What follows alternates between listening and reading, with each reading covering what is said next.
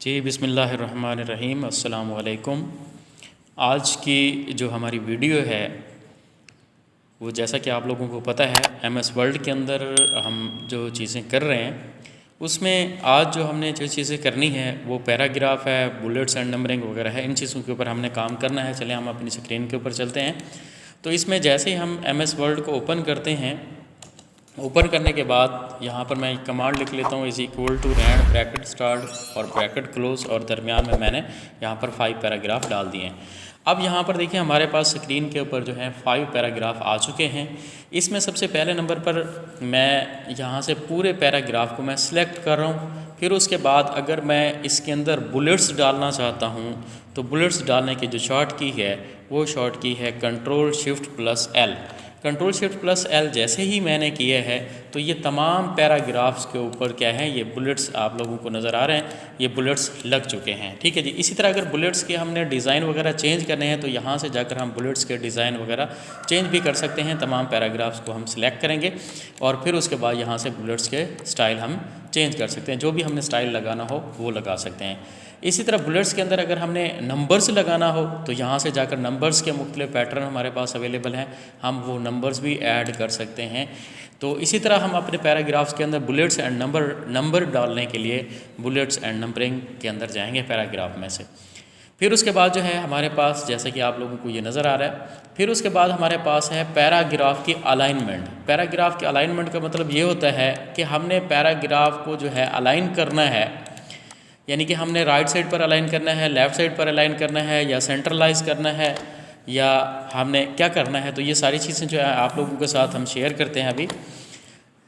जैसा कि आप लोगों को यहाँ से अब ये पैराग्राफ हमारे पास एक सीक्वेंस के अंदर आगे हैं। अब यहाँ से अगर हम देखते हैं इन पैराग्राफ को, अगर मैं यहाँ पर सिलेक्ट कर लेता हूँ तो ये बाय डिफ़ॉल्ट जो होता है ये लेफ़्ट अलाइनमेंट होता है। लेफ़्ट अलाइनमेंट का मतलब ये है कि लेफ़्ट साइड पे से हमारे पास जो टेक्स्ट होगा बिल्कुल अलाइन होगा, लेकिन राइट साइड पर ये टेक्स्ट अलाइन नहीं होगा। इसी तरह अगर हमने राइट साइड पर टेक्स्ट को अलाइन करना है, Ctrl+R प्रेस करता हूँ, इसकी शॉर्ट की है राइट साइड पर अलाइन करने के लिए। आप देखें टेक्स्ट राइट साइड पर हमारे पास ये अलाइन हो चुका है, लेकिन ये लेफ़्ट साइड पर अभी अलाइनमेंट नहीं है। इसी तरह मैं अगर टेक्स्ट को जो है सेंट्रलाइज करना चाहता हूँ, पेज के दरमियान में रखना चाहता हूँ सारे टेक्स्ट को, अब हमारे पास सेंट्रलाइज करने के लिए जो शॉर्ट की है वो है Ctrl+E, टेक्स्ट को सेंट्रलाइज करने के लिए। तो फिर उसके बाद जो है मैं टेक्स्ट यहाँ से सिलेक्ट कर लेता हूँ। फिर जो है अगर हम टेक्स्ट को जो है हम करना चाहते हैं कि हम जो है अलाइनमेंट इसकी करना चाहते हैं, जैसा कि जस्टिफाई करना चाहते हैं, यहाँ से मैं Ctrl+J प्रेस करता हूँ। अब ये टेक्स्ट क्या हो जाएगा, जस्टिफाई होगा, यानी कि दोनों तरफ से टेक्स्ट हमारा अलाइनमेंट जो है आ चुकी है, दोनों तरफ से टेक्स्ट जो है अलाइन हो चुका है। फिर उसके बाद जो है हमारे पास, जैसा कि आप लोगों को ये पैराग्राफ नज़र आ रहा है, अब इस पैराग्राफ के अंदर आ गई है लाइन स्पेसिंग। लाइन स्पेसिंग का काम क्या होता है, यानी कि हमने डिफरेंट लाइनों के दरमियान स्पेसिंग देनी है। Ctrl+1 के साथ लाइन अगर स्पेसिंग देते हैं तो यहाँ से ये लाइन स्पेसिंग आ गई है। अब Ctrl+1.5 के साथ भी हम स्पेसिंग इसकी बढ़ा सकते हैं, जैसा कि आप स्पेसिंग पैराग्राफ के अंदर ज़्यादा आ गई। इसी तरह हम Ctrl+2 करते हैं तो ये लाइन स्पेसिंग और ज़्यादा हो जाती है।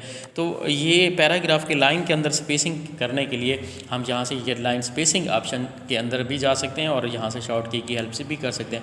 अगर इससे हमने ज़्यादा और लाइन स्पेसिंग बहुत ज़्यादा देनी है तो पैराग्राफ को सिलेक्ट करते हैं, तो यहाँ से जाकर हम लाइन स्पेसिंग ज़्यादा भी कर सकते हैं। अब देखें हमारे पास ये पूरे के पूरे पैराग्राफ के ऊपर लाइन स्पेसिंग क्या हो चुकी है, ज़्यादा हो चुकी है। फिर उसके बाद भाई मेरे नेक्स्ट जो है, जैसा कि ये पैराग्राफ मैं सिलेक्ट करता हूँ, अब है नेक्स्ट है हमारे पास शेडिंग। शेडिंग का मतलब ये होता है कि ये बिहाइंड द टेक्स्ट कलर आ जाता है। इसमें से शेडिंग में से जाकर हम कोई भी कलर जाकर चूज़ कर सकते हैं, जैसा कि ये मैंने कलर चूज़ किए हैं। अब मैंने और पैराग्राफ अगर यहाँ से सिलेक्ट किए हैं तो उसके अंदर शेडिंग के अंदर जाकर मैं और जो है शेडिंग अगर डालना चाहता हूँ तो यहाँ से देखें और शेडिंग मैंने डाल दी। अब यहाँ से देखें ये शेडिंग डिफरेंट किस्म की जो है शेडिंग हमारे पास आ चुकी है।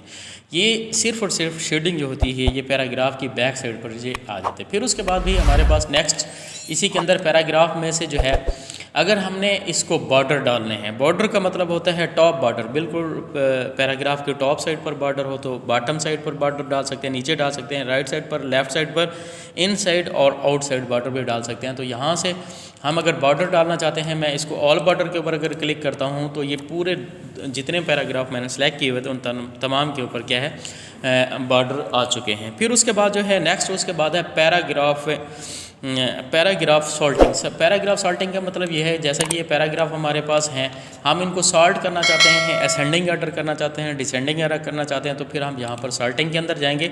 अब ये पैराग्राफ जो है, इस पैराग्राफ ही सॉल्ट हो रहे हैं, असेंडिंग ऑर्डर भी कर सकते हैं, डिसेंडिंग ऑर्डर। असेंडिंग ऑर्डर का मतलब ये होता है A to Z, और डिसेंडिंग ऑर्डर का मतलब होता है Z to A। तो अब हाँ, यहाँ पर हम जैसे ही सिलेक्ट करते हैं तो अब हमारे पास ये पैराग्राफ जो है ये सॉल्ट हो चुके हैं। इसी तरह पैराग्राफ मेकर्स इसके अंदर है, मार्क्स है पैराग्राफ। अगर पैराग्राफ मार्क्स में 2 पैराग्राफ सेलेक्ट करता हूँ और पैराग्राफ मार्क के ऊपर जाकर जाता हूँ तो यहाँ से देखिए ये पैराग्राफ्स मार्क लग चुके हैं। तो अब इसी तरह पैराग्राफ मार्क्स भी हम इसमें से ऐड कर सकते हैं। तो इसके बाद जो है हमारे पास यहाँ से जो है, जैसा कि ये इंडेंट है, इंडेंट का मतलब ये होता है कि लेफ़्ट इंडेंट, राइट इंडेंट। अब इंडेंट का मतलब यही है कि पैराग्राफ हमारा कहाँ से स्टार्ट हो रहा है, कहाँ पर ख़त्म हो रहा है। इंडेंट अगर हमने बढ़ाना हो, इंडेंट Ctrl+M करेंगे। अगर हमने डिक्रीज़ करना हो, Ctrl+Shift+M करेंगे तो इंडेंट हमारे पास क्या हो जाएगा, डिक्रीज़ हो जाएगा। आज की जो हमारी वीडियो है वो पैराग्राफ से रेलिवेंट है। पैराग्राफ की हमने सेटिंग और फॉर्मेटिंग कैसे करनी है। उम्मीद करते हैं कि आज की वीडियो आप लोगों को पसंद आई हुई होगी।